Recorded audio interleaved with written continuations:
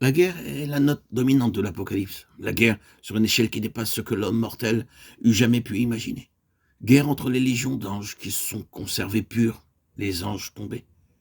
Guerre entre le dragon qui entraîne à sa suite les nations qu'il a séduites et les saints. Guerre des nations de la terre contre l'agneau, guerre du dragon contre l'Église. La guerre, enfin, dans ses différentes phases et sous les aspects les plus divers jusqu'à ce qu'enfin l'agneau soit vainqueur. Lui et ceux qui ont combattu avec lui, ceux qui sont en lui, appelés, élus et fidèles. Apocalypse 17, 14. Le monde approche du temps de la fin qui est caractérisé dans l'Apocalypse par la séduction générale de tous les habitants de la terre. Séduction des nations et des individus sur une si vaste échelle que Satan dominera sur toute la terre.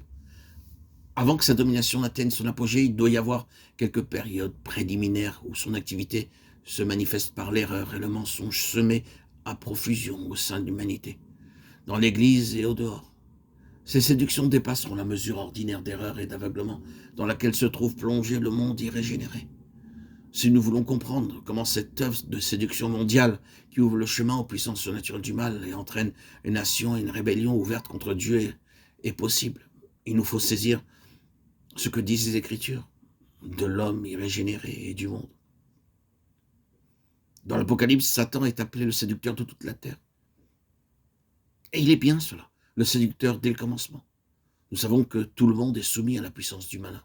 1 Jean 5, 19, dit l'apôtre, qui décrit le monde d'alors comme déjà profondément enveloppé de ténèbres et entraîné à sa perte par les légions d'esprits maudits.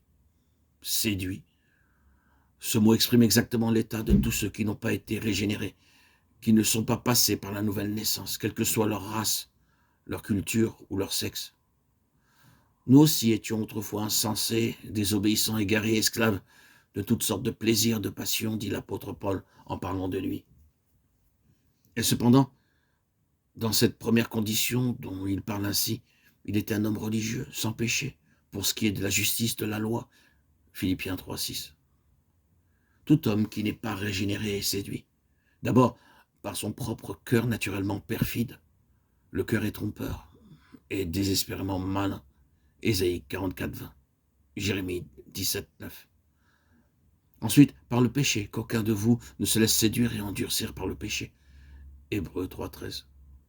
Le Dieu de ce monde ajoute à ce qui précède l'aveuglement de l'entendement, afin que celui-ci ne soit point illuminé des splendeurs du glorieux évangile de Christ qui dissiperait les ténèbres.